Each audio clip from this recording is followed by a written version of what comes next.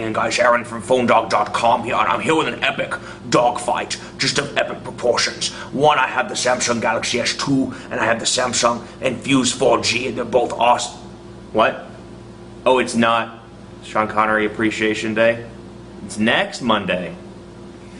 That's embarrassing. What's going on, guys? I'm Aaron from PhoneDog.com. In that case, I'm here with two awesome Samsung devices, the Galaxy S2 and the Samsung Infuse 4G. This one's not available in the US just yet. It's coming hopefully in the summer to some of the carriers, but the Infuse 4G is available with AT&T. Dual core over here, single core over here, but both have awesome specs. This one's a little bit cheaper, whereas the Galaxy S2 is pretty expensive. Which one's the one to have? We're going to figure it out more in the dogfight, but first, special thanks to our friends at Best Buy. They've hooked us up with a couple of smartphones that we're giving you in the One Paw Bandit game, so when you go into Best Buy Mobile to buy a device, you walk out working. You get your browser set up, your email set up, and more, so you're taken care of when you walk out the door. But enough of that, let's get into the review. Samsung Galaxy S2, Samsung Infuse 4G, epic dogfight starts right now.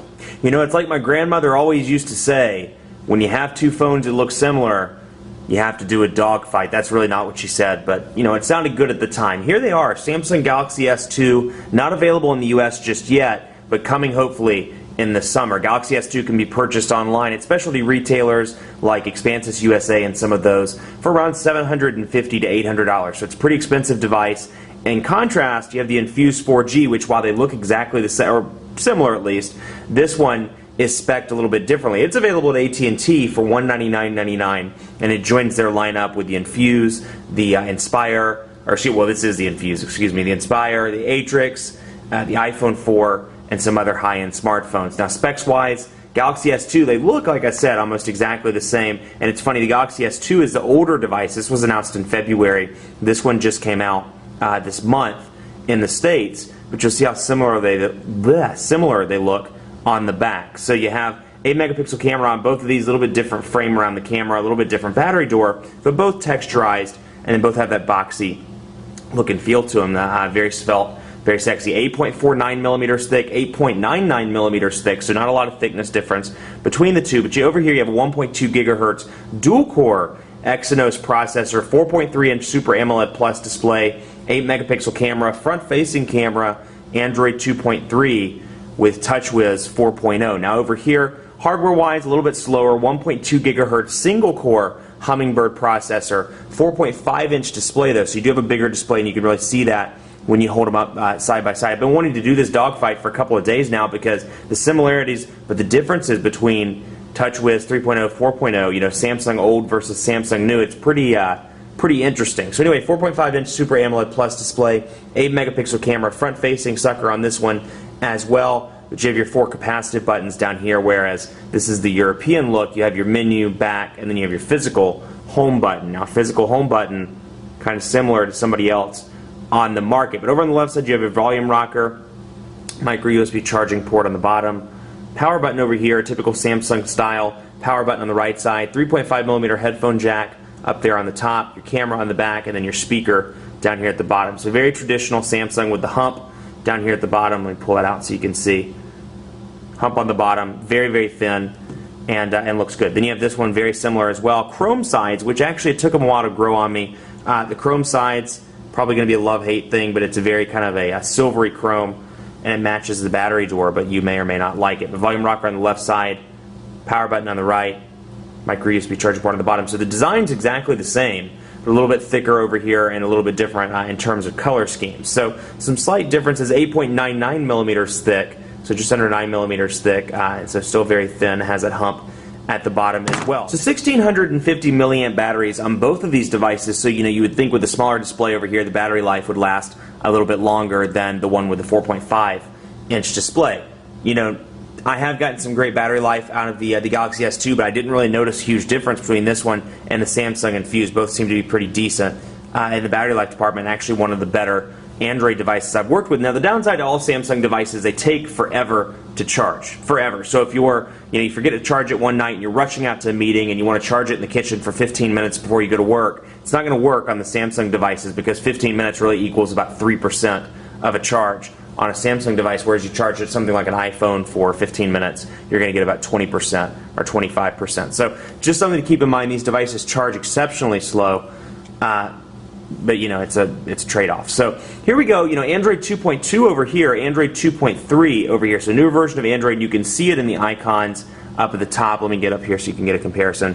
Android 2.3 on the Galaxy S2, whereas it's 2.2. So just some improvements you can see to the signal strength indicator. The battery life meter is different, but otherwise pretty similar. And you'll see that the color schemes are slightly different as well. And then the icons have changed. And one thing they go away from on TouchWiz 4.0, whereas it's still there on 3.0. They made some significant improvements, really, in my opinion, is between TouchWiz 3.0 and 4.0. Tremendous strides in 4.0, much, much better looking overlay. It looks less cheap to me, and we'll start in the menu just so you can see how different they look. Now, if you think this looks familiar, well, it looks very much like iOS to me. It has those boxy icons. It has the noticeable dock down here at the bottom. And they've changed that in TouchWiz 4.0. It just looks better, it's cleaner, and you can see that the background shows in the back, whereas this is totally black back here. So you can see the dock's gone. The 4 icons are still there, but the dock's gone.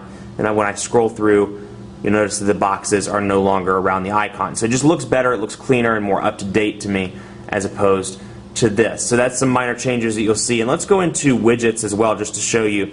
You'll notice that over here, actually I'm going to flip these around so you can see.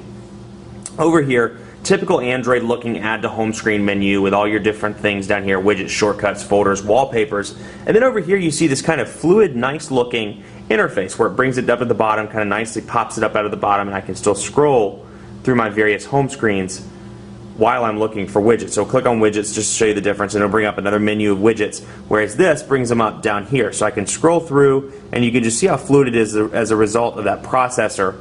Having that dual-core processor, tremendous benefit, and you can see when you slide through how the icons kind of slide like album art that you would see in some of the music players. So if I push it really hard, as you can see, they slide from left to right and they kind of inch themselves up, whereas with this it's just kind of a plain Jane menu looking interface.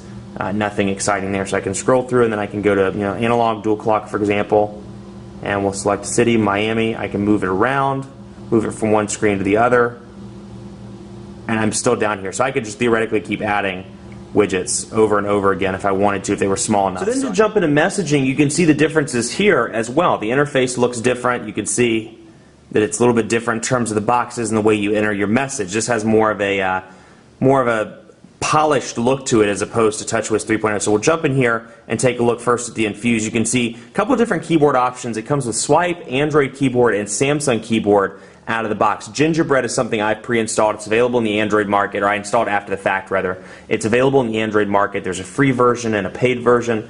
And then over here, you have 2 different options that come with it. I've installed SwiftKey and Gingerbread. So the 2 out of the box that you get, Samsung keypad and Swipe. So Samsung keypad, it is an improvement over the Samsung keypad on something like this. You can see the differences as to how the keyboards look. Now, one thing I like, I'm president of the Fat Finger Club, honorary chairperson. Having that larger display is a huge benefit for me, but there is a noticeable size difference. So we'll put them over top so you can see just how they look in terms of size differences. But that's how the Samsung keypad looks. You can use it in portrait or in landscape. Let me turn on auto rotation so you can see. And even with a 4.3-inch display, though it's a little bit smaller than the Infuse, it's still relatively easy to use. The quick brown fox. Oh, the sick brown fox. Well, that's the sick brown fox went to the park. Went to the park. Because sick doesn't mean sick anymore. Sick means awesome. So he is sick nasty, as they like to call it. Sick. Sick. That's a cool word, right? Sick. The sick, and when I say sick, I should put parentheses, awesome. The sick brown fox went to the park. Yo. Sick brown fox went to the park, yo, and that was supposed to be a comma, but I was looking through the viewfinder and didn't see. Anyway, so you have that. You have the Swipe keyboard as well, if you prefer using Swipe. Now over here you have 3 out of the box, like I said, Android keyboard, Samsung, and Swipe. I don't care for the Samsung keyboard because the autocorrect is just very off to me. Even on the revised version, they've made some improvements, but it's still not the best in the world. It's not up to date. I feel like it doesn't correct very well. Now here, let's say Oklahoma. K-L-A-H-O. I must have turned. Okay, so I didn't turn it off. So there you see how it auto-corrected that. It works well in most cases, but when you come across that rare word that you don't want it to be, or you want to type, but it doesn't want to type it, you run into issues. So you can see here the quick brown focus is going to skew. So that's my terrible typing. The quick town focus is going to school. So you can really see the difference. We're going to turn on screen rotation because you can see the difference even in that little bit of difference between these screen sizes, how big it is to have a 4.5-inch display in landscape mode. I mean, that's a big keyboard. That's almost tablet sized. So it looks, it's very easy to use, and for people with large fingers, this might be the route that they want to take. Now, one thing, TouchWiz 3.0 has no customizations. When you get into like a text message log, you have those typical bubbles like you see from iOS. And here, actually, I'll get into one so I can show you. I have to pull these away because I've been using these as my personal devices. Let's see if we can go into 101 here. Let's see. For example, here you go. So you have this little text box stuff like iOS where I pop up a response, hello. So you can see it looks just like that. There's no customization available though. So you customize, that's the extent of the customization. That's all you get. Now my question was, with Samsung, why didn't you ever make customization? When in TouchWiz 4.0, they made some customization choices. And forgive me, I'm going to back out here so I can show you this.